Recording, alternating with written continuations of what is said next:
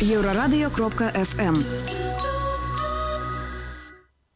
Вітаю всіх слухачоў Еўрарадыё. У студыі для вас працуе Зміцер Лукашук. І гэты наш стрым можна не толькі слухаць, але і глядзець праз аккаунты Еўрарадыё ў сацыяльных сетках: Facebook, Одноклассники, ВКонтакте і на канале YouTube. 9 і 10 снежня у Мінску праходзіў 26-й міжнародны кангрэс асацыяцыі удзельнікаў касмічных палётаў.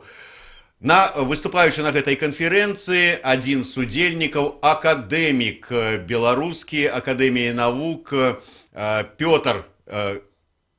спадар Пётр Віцязь заявіў, што, дакладней, можа быць, я зараз працытую неправільна, але тое было сказана у СМІ, была ваша цытата такая, што вы не ўпэўненыя ў тым, што Дарвін правы і што людзі сапраўды пайшлі ад малпаў. Магчыма, яны з'явіліся, прыйшлі з космасу.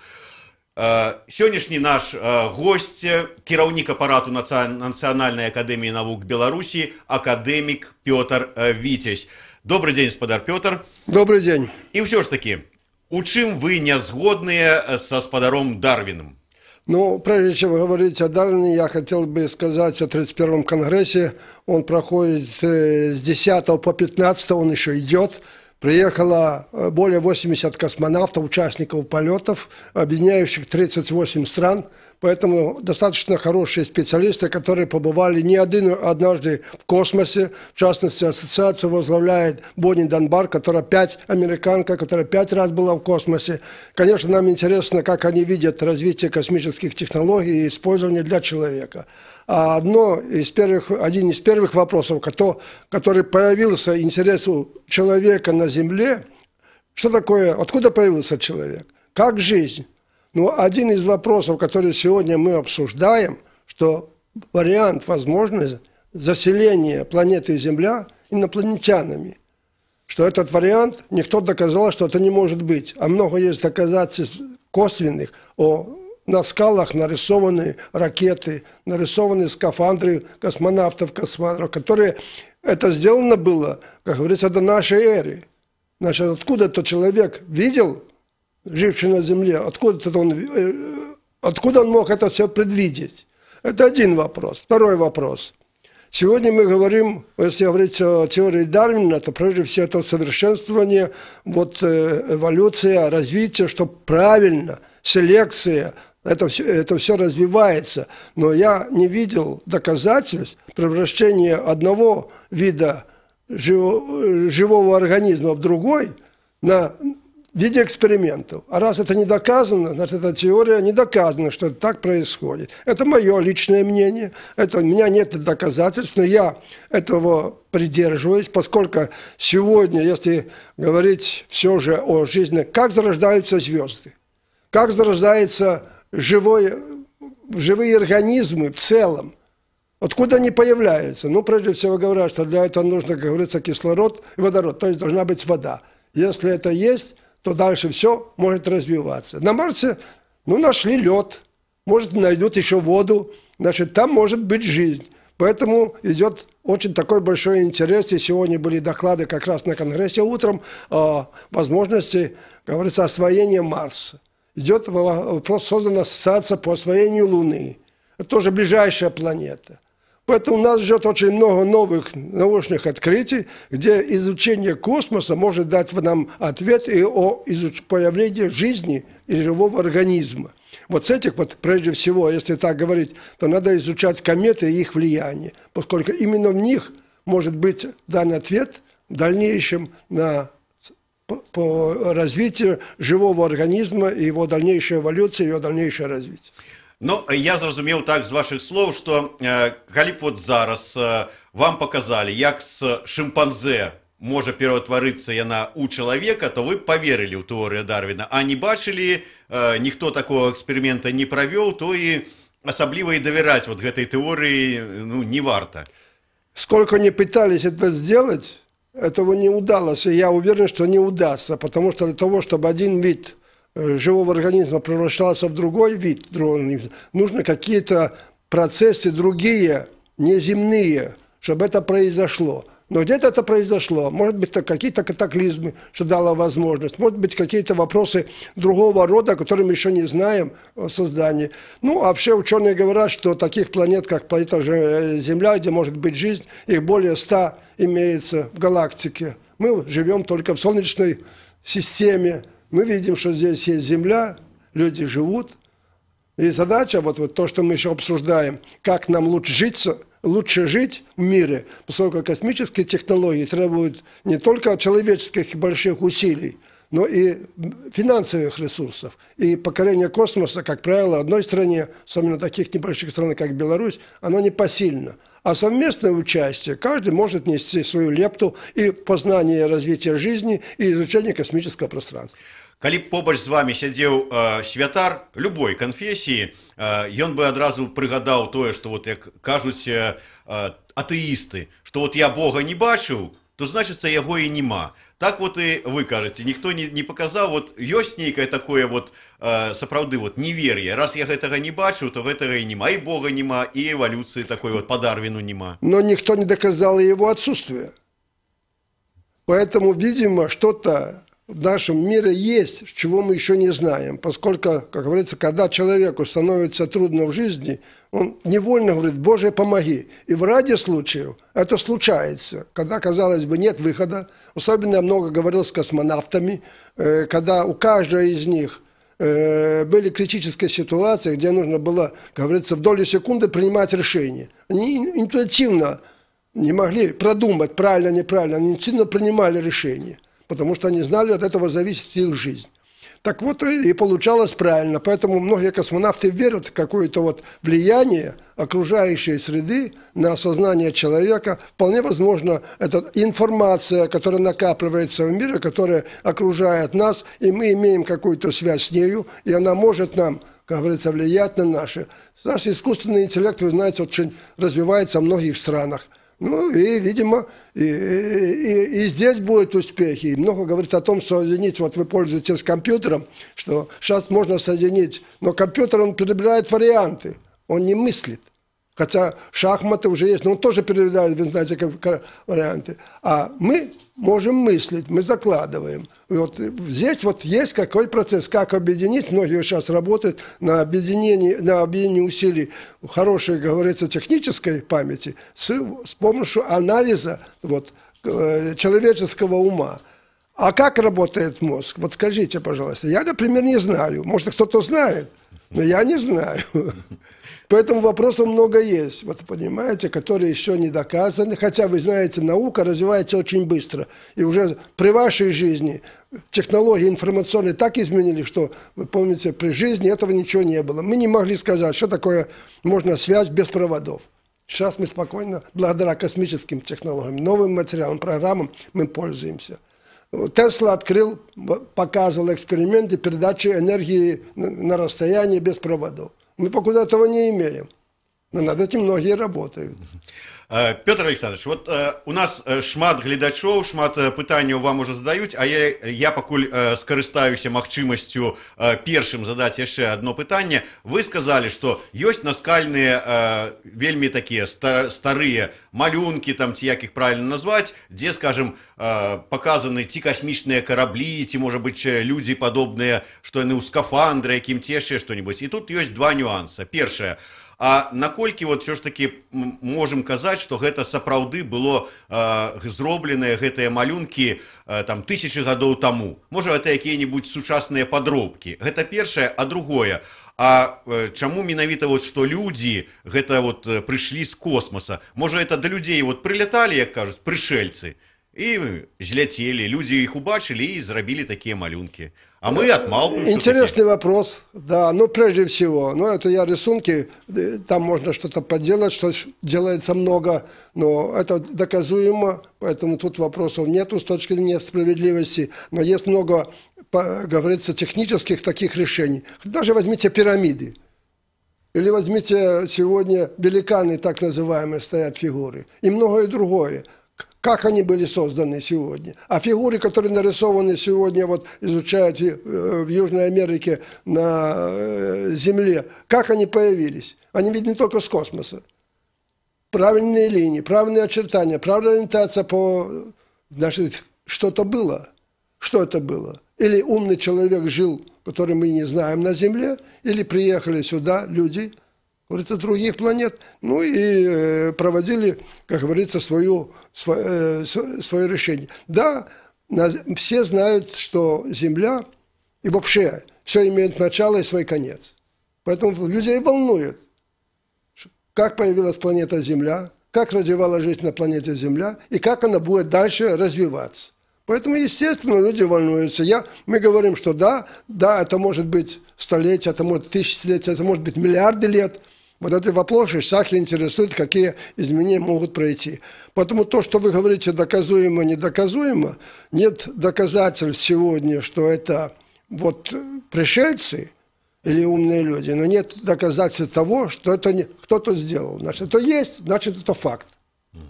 Ученые должны ответить, ученые, экспериментаторы.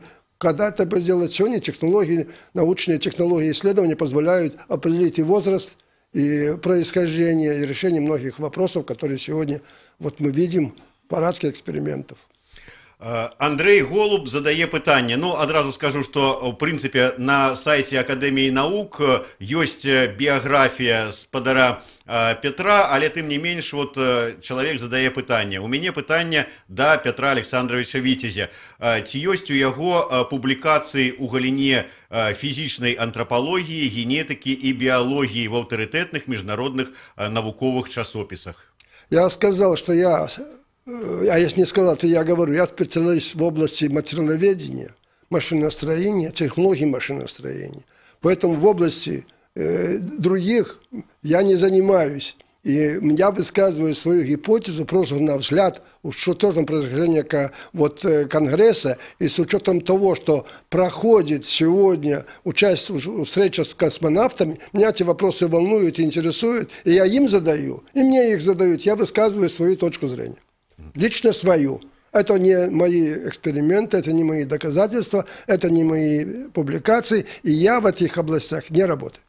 Марина Колесникова пытается. Ці знаёмы спадар Пётр с працамі по астрономии Язепа Дроздовича? Что думая наконт жыцця на Марсе, Сатурне и Луне? Значит, я сказать, чтобы я знаком, я не могу. Я просто знаю о них. Ну, и я вам сказал, что вот сегодня был доклад, что вода, американский доклад, который показано, что на Марсе найдена вода. А если, лед.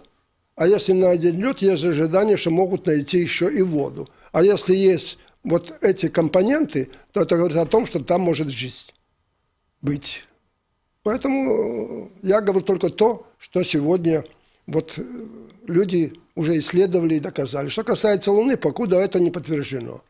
Ну, я думаю, что сейчас есть программа у многих стран о освоении Луны, о освоении Марса. Ну, вы знаете, есть ассоциация по освоению Луны. Все страны могут участвовать. Ну, мы можем участвовать сегодня только нашим умом, нашими человеческими усилиями и нашими научными достижениями в этих процессах, поскольку посильно для Республики Беларусь участвовать в засылке туда определенной техники или человека экономически невозможно.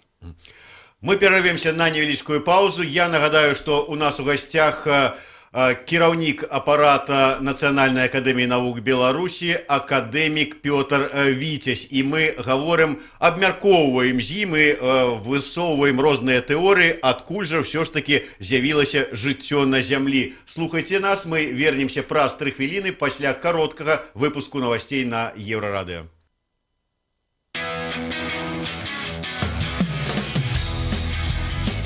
Еўрарадыё. Мы першае рок-радыё Беларусі. Самыя свежыя навіны і аналітыка, музыка і крытыка. Мы незалежная крыніца інфармацыі ў тваім рэальным жыцці і ў інтэрнэт-прасторы. 24 гадзіны на суткі нас можна знайсці на старонцы euradio.fm. Лаві нас на спадарожніку Астра 4А, 4,8 градусаў на ўсход. Еўрарадыё. Час ведаць, што адбываецца.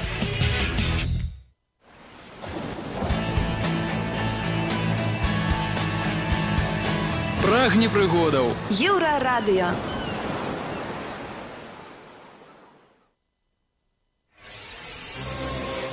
Еўрарадыё. Навіны – наша справа. 13:20 у Беларусі. Вітаю, пры мікрафоне Ліза Кучаравая. Запрашаю на кароткі інфармацыйны выпуск навінаў. У Гродні ў дзіцячым садку ВОСы масава пакусалі дзяцей. На месца выязджалі 2 брыгады хуткай. 5 дзяцей былі шпіталізаваны ў абласную дзіцячую бальніцу. Пра гэта тэлеканалу «Беларусь-4» распавяла гродзенскі ўрач Алена Харланцева. 2 бригады скорой помощи выезжали в детское учреждение по улице Ольги Соломовой, где зафиксировано массовое поражение детей от укусов ос. 5 детей были доставлены в детскую больницу. Распавяла журналістам гродзенскі ўрач Алена Харланцева. Увогуле ж за месяц пасля укусаў восаў, пчолаў і аваднёў па дапамогу да медыкаў у Гродні звярнуліся амаль паўсотні жыхароў абласнога цэнтра. Турэцкая кампанія зварыла піва ў нескладовае. Кліенты адной з мінскіх гандлёвых сетак заўважылі на палічках піва з назвай «Унескладовая». Вялікая шэрая літара, якая ёсць толькі ў беларускім алфавіце, намаляваная на ўсю этыкетку. Як даведалася Еўрарадыё, піва разліваюць на мінскай браварні «Крыніца», але там паведамілі, што толькі выконваюць замову іншай арганізацыі. Гэта гатунак піва быў замоўлены турэцкай кампаніяй «Андолу Эфес», распавядае прадстаўніца Эфес Трейд Бюай Дар'я Вераб'ёва, чаму кампанія вырашыла упрыгожыць і назваць алкагольны напой «Унескладовая». Потому что пиво производится в Беларуси для белорусских потребителей. Поскольку «Унескладовая» это как знак нации белорусской, как идентификационный какой-то знак, соответственно, мы приняли решение, что это будет как раз наилучшим вариантом. Фотафакт незвычайнага выкарыстання «Унескладовага» на алкагольным напоі глядзіце ўжо цяпер на Еврорадио.FM.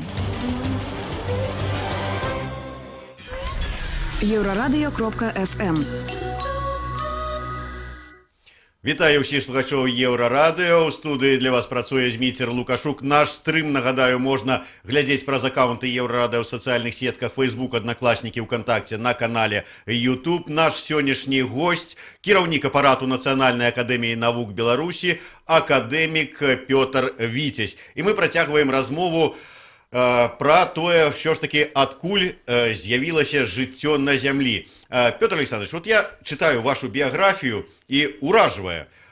Каля 1000 навуковых прац, у тым ліку больш за 200 вынаходніцтваў, больш 40 манаграфій, больш 60 новых тэхналогій і матэрыялаў, якія былі створаны пад вашым кіраўніцтвам, з вашым удзелам, якія зараз выкарыстоўваюцца і ў машынабудаўніцтве, і ў станкабудаўніцтве, і яшчэ шмат дзе. І в космосе тоже. І ў космосе, тым больш. І вот здавалася, вот чалавек такі вот навуковец, але практык. Канкрэтна вот що павінен патрымаць у руках, і раптам такія тэорыі пра прышельцаў і ушельцаў. Вот як так? Ну, во-первых, это не теория, а гипотеза. Это мое высказывание. Каждый человек, мыслящий, он должен думать о том, откуда мы. Это что? Интересно. Поэтому, естественно, и я задумываюсь, откуда появилась жизнь. Во-вторых, если изучать сегодня, вот я как экспериментатор, как ученый, как технолог, инженер, я понимаю, что если природа что-то синтезировала, то мы можем это доказать теоретически и найти условия, при которых сегодня это делается. Например, повторить опыт, так да, мовить. Повторить опытом. Тогда это уже доказательство, тогда это уже теория и технология. В частности, вы все знают графит. Мы пишем, есть много модификаций. Да, был изучен алмаз, природный алмаз, который сегодня широко используется. Но только в 60-х годах прошлого столетия теоретически было доказано превращение графита в алмаз. А раз было доказано теоретически, то и эксперименты в ближайшее время, вот уже через, как говорится, 80-х годах, 70-х, 80-х годах пошли и синтезировали в лабораториях алмазы, доказали. Это называется доказательство. И сегодня это широко синтетические алмазы используются. Так и во всем. Поэтому, когда говорят об ученом, который говорит, утверждает, он должен доказать, что это можно повторить, создать, описать условия теоретически, если он может, а если нет, то экспериментально доказать, что вот это получается. Это просто случайность не бывает. Так вот, доказательств того, как зародилась жизнь, Я не видел в лабораториях, поэтому я не могу сказать, что это мои доказательства, что мои теории. Я вообще не специалист в этой области. Я высказываю свое мнение о появлении жизни, что не исключено, что жизнь на нашей планете Земля, которых таких планет может быть больше сотни, появилась с других планет. Один из вариантов. Никто не доказал, что это не так. Але вот який варыянт вам больш падабаецца, скажем, што нейкія, ну, скажем так, касмічныя жыхары, там прышэльцы, грубо кажучы, яны прыляцелі ці нейкім чынам патрапілі на пустую зямлю, дзе не было такого, ну, скажем так, людей, по крайней мере, была там нейкая расліна, вода, там жывёлы, і тут засталіся. Ці просто нейкая, вот, як вы кажаце, камета пролетала мимо, і сюды нейкія вот прыцягнула нейкія такія, вот, я не знаю, што, але з-за чаго з'явіўся чалавек. Вы знаете, вот тут в вашем вопросе много есть вопросов, которые действительно стоит задуматься. Ведь не исключено, что какие-то процессы проходили на Земле многих миллиардов лет назад, что появилась жизнь на Земле. Я это не отвергаю. Это вполне возможно. Второе. Не исключено, что на Землю, наряду с тем, что жизнь развивалась на Земле, что сюда и прилетели с других планет. Они тоже не... Сегодня вот косвенные доказательства есть, прямых доказательств нет. Поэтому может быть одно и другое. Но вот доказательства появления какого-то вот вида сознательного на какой-то, в каких-то условиях я не знаю. Поэтому мне это очень интересно, как появляется род. Ведь не секрет, сегодня в мире, на нашей планете, появляются новые растения. И пропадают растения. Вы знаете, есть красная книга, которая записывается, их сохраняют, но они все равно пропадают. Есть животные, которые появляются, новый вид животных. Но как они появляются? Откуда они появились? Интересно? Интересно. Мне интересно как человеку. Поэтому я имею свой вид на это, свое высказывание. Но, к сожалению, это не моя область, поэтому я могу только рассуждать. Ну так, але мы тут у такое коло трапляем, что калі, скажем, на Зямлю жыццё, ну вот чалавек, ён прыляцеў з космоса, то есть з нейкай іншай планеты, то ўзнікае пытанне, а адкуль ён узяўся на той планете? Ну, я же вам говорю, что могут быть какие-то... Вот в этом весь и секрет. Ответ на вопрос, почему интересен космос. Только изучая космос, мы можем сказать, как зарождается жизнь, как зарождаются планеты, как умирают планеты. Ответ на эти вопросы там. Если мы будем изучать, мы найдем ответ на эти вопросы. Но они покуда предположения, а не доказательства. Вот, дарэчы, у нас сярод каментатараў з'явіліся і канспіролагі нават, і задаюць вам пытанне, паколькі вы там знаёмыя асабіста шмат з кім з касманаўтам. Касманаўтаў вот былі, дарэчы, не далі як учора ездзілі на радзіму разам з нашым беларускім касманаўтам Кавалёвым. Ты понимаешь, вот пытанне задаюць, чаму Гагарына ліквідавалі? Ніхто ў космас не летаў, ён шмат ведаў і не мог маўчаць. Вот летал Гагарин в космос, не? Конечно, летал. Понимаете, это все вот такие высказывания только могут быть или мысли людей, которые не понимают технику, технологию и доказательства. Ну, ведь много высказываний, что и на Луну американцы не высаживали. Да. Это тоже высказывание. Но вы же понимаете, что это настолько затратный, это настолько тяжелый, инженерный, технологический, умственный вот, труд большинства людей, что просто говорить ради того, чтобы говорить, вы знаете, ни одно государство, ни одни умные люди, ни ученые никогда не пойдут. Поэтому у меня нет никаких сомнений, что Гагарин был в космосе, это естественно, не только Гагарин, а вы знаете, сейчас многие летают и группами, и вы же знаете, что сейчас группировка целая, понимаете, уже, если по одному человеку сейчас, и многие страны, это уже международное сотрудничество, поэтому тут сомнений нет, и естественно, к сожалению, по стечению обстоятельств он погиб. Ну, то есть не ликвидовали его? Конечно, нет. Конечно, нет. Ну, описаний много есть. Есть заключение Государственной комиссии о причинах. Ну, это все, как говорится, то, что случилось. Я не читал экспертные заключения, кроме тех, которые опубликованы в общей литературе. В общей газете, больше информации. Вот некаторыя ўжо тут нас абвінавачваюць, што наша размова ідзе на ўзроўні плоскай зямлі. Вот кажуць, вы зараз дойдзеце до таго, што дакажаце, што і зямля плоская. А можа і сапраўды нас падманваюць, а касманаўт это зверху там бачыць, что там где-то вот не только плоская земля, але и кит какие-нибудь космичный плавая. Знаете, каждый спутник, или вот в частности, там что-то летающая станция, она вокруг планеты Земля пролетает за полтора часа. И за эти, вот представляете, за пребывание, за полтора часа, они видят неоднократное изменение ночь-день, пролетая над планетой Земля. Они видят изменения зимы-лета, потому что в каждых регионах планеты Земля изменяется. И они летают вокруг Земли. Поэтому, естественно, то, как говорится, теория, за что погиб Галилей, она действительно Земля круглая. И, конечно, она вертится. И, конечно, она имеет свое место в солнечной планете. Потому что здесь очень много вопросов. Вот как она вот держится в этой системе. Роль Луны, роль других планет, они все взаимосвязаны. Они влияние одно на другого. Поэтому идет жизнь, влияние, и вы знаете, есть астрология, которая изучает звезды и влияние их на жизнь на Земле. Ну, здесь я ничего не могу сказать больше, чем я сказал. Ну да. Мы не выключаем існування якого-нибудь космичного разума. Чему ж и не? Ну, естественно. Может быть, тот разум, который как информационное поле и называется Богом. Я это не исключаю.